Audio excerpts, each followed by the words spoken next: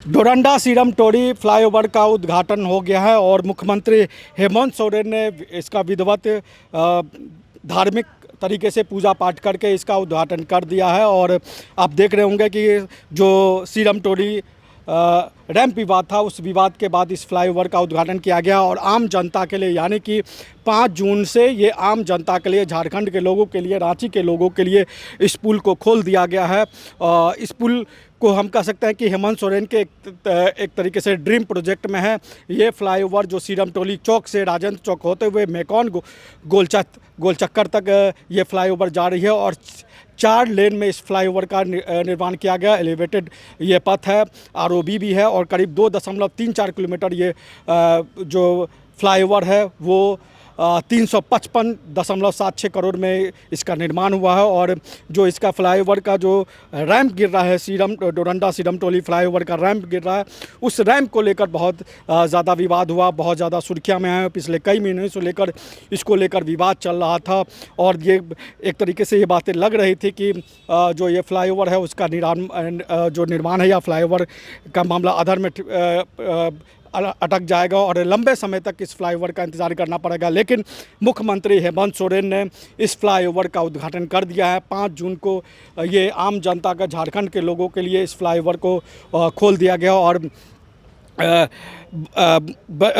आप देखेंगे कि 4 जून को जो आदिवासी संगठनों ने है उन्होंने बंद बुलाया था और उसके ठीक अगले दिन, यानी 4 जून के ठीक अगले दिन, 4 जून के ठीक अगले दिन यानी 5 जून को इस फ्लाईओवर को आम जनता के लिए खोल दिया गया। और ये रांची के लोग इस फ्लाईओवर का एक तरीके से कहेंगे इस्तेमाल करेंगे और इस फ्लाईओवर के ज़रिए जो है वो दूरी कम हो जाएगी। और जो ये पूरा रैंप का विवाद रहा, जो सीरम टोरी फ्लाईओवर रैंप का विवाद रहा, इस फ्लाईओवर रैंप विवाद का एक तरीके से आप कहा जाए तो अंत हो गया है। और इस फ्लाईओवर के उद्घाटन के साथ ये विवाद भी अब खत्म माना गया, क्योंकि 4 जून को जो बंद बुलाया गया था, हालांकि जो सीरम टोली फ्लाईओवर रैंप का विवाद था उसके साथ कई अन्य मुद्दों को जोड़ा गया। मनांग बुरू जैसे धार्मिक स्थलों की रक्षा के मुद्दे को भी उठाया गया। लेकिन माना ये जाता है चूँकि सीरम टोली में जो सरना धर्म स्थल है वहाँ इसके रैंप गिरने से बहुत ज़्यादा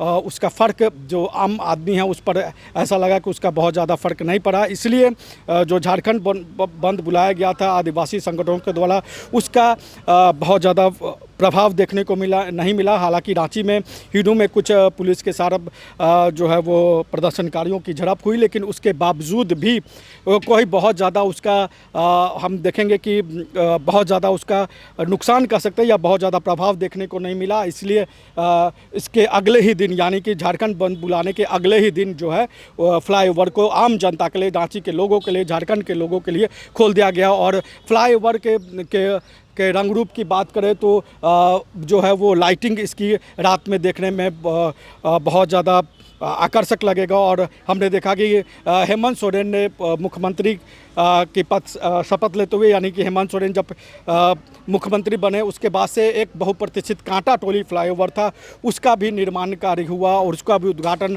कांटा टोली फ्लाईओवर को आम जनता के लिए खोल दिया गया। उसके बाद ये सीरम टोली फ्लाईओवर को आम जनता के लिए खोल दिया गया। और आप देख सकते हैं कि किस तरीके से जो है वो झारखंड की कलाकृतियाँ उकेरी गई हैं उद्घाटन के लिए। और उन झारखंड के कलाकृतियों के माध्यम से झारखंड की संस्कृति को दिखाने की कोशिश की गई है। और उद्घाटन होने के साथ 5 जून को झारखंड के लोगों के लिए, रांची के लोगों के लिए जो डोरंडा सीरम टोली फ्लाईओवर है वो खोल दिया गया है और इस विवाद का भी अंत हो गया है।